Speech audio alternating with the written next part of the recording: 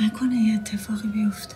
فیلم محمد رسولوف از رویدادهای در فضای پر اعتراض ایران و نقش طرفداران و مخالفان نظام بحث می کند. روز 25 می کارگردان 51 ساله برای این فیلم نامه صاحب جایزه ویژه داوران جشنواره کن در فرانسه گردید. محمد رسولوف گفت بسیار صحنه‌های از اعتراضها در فیلم دانه انجیری معابد پنهانی از اعتراضهای بعد مرگ مهسا امینی در سال 2022 ثبت شده است.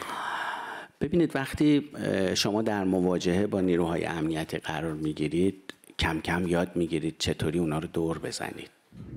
یعنی هر دشواری وقتی متوجه میشید به وسیله موبایل شما رو پیدا میکنن طبیعتاً میتونید دیگه از موبایلتون استفاده نکنید. یه قسمتی از این چیزا شبیه کارهایی که تبهکارا میکنن.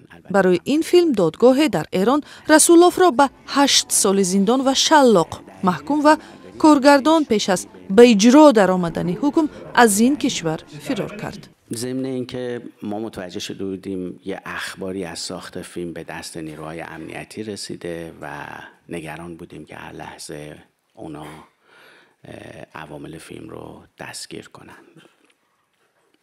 تنها کاری که من میتونستم بکنم این بود که ظرف چند ساعت تصمیم بگیرم و از خودم سوال کنم میخوام برگردم زندان یا میخوام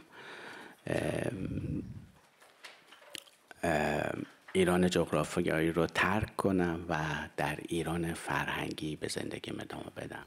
خبرنگاران از هنرپیشه فیلم ستاره ملکی نه فقط درباره فیلم بلکه آینده نسل اعتراضگر ایران هم پرسیدند.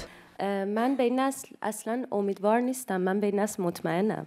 یعنی من میدونم که این اتفاق خیلی خیلی زود میافته و این نسل قطعاً به کمک نسل‌های قبل‌ترشون که راهو براشون هموار کردن از پس این کار برمیان. حتما به زودی شاهدش خواهیم بود. مقامات در ایران فیلم را غیر قانونی و ممنوع اعلام کردند ولی در کن این کارگردان با استقبال گرم روبرو شد.